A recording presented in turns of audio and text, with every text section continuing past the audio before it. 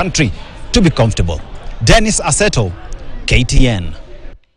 And our ODM leader, Raila Odinga, will go down in history books as the master of political handshakes, as he shook hands with 4 sitting presidents on grounds of moving the country forward, economically, socially, and politically. Odinga signing a pact with Ruto on March 7th, 2025, is done days before handshake with retired President Uhuru Kenyatta, which took place on March 9th in 2018. Our political affairs reporter, Grace Nganga, looks back at the various handshakes. March 9th, 2018 was to go down in Kenya's history as one of the defining moments when Odinga and former President Uhuru Kenyatta shook hands on the footsteps of Harambee House, christened the handshake, whose contents remain a mystery to date. The signing of cooperation with President Ruto now solidifies Odinga as the master of political handshakes with his once political foes.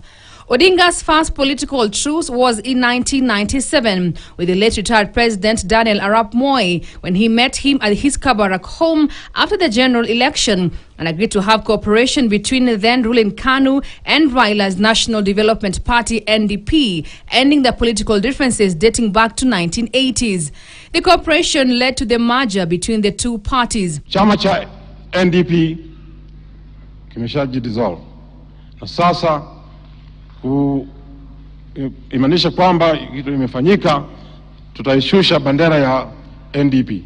Raila was then awarded the lucrative energy docket, and so were his close allies, who were also rewarded. The deal also saw Raila elected as KANU Secretary General, replacing then powerful Joseph Kamotho at the Moi International Sports Center, Kasarani. The second handshake Raila engaged in was with Kenya's third president, the late Mwai Kibaki, after the chaotic and hard-fought 2007 presidential election. The chaos that followed the announcement of Kibaki as president led to deaths of hundreds of Kenyans. In a bid to return peace and normalcy, the international community began peace talks between Kibaki and Raila that saw the signing of the National Accord, which provided for the creation of Prime Minister position and sharing of power between PNU and ODM. The third handshake was between Raila Odinga and Kenya's fourth President Uhuru Kenyatta. The deal was agreed upon during a meeting at President Kenyatta's Harambee House office. This ended political enmity between the two leaders coming after the 2017 general election. The two leaders had faced each other in a tough fight that saw the Supreme Court nullify President Uhuru's win. The unexpected deal, done behind closed door, ended tension that engulfed the country following the election.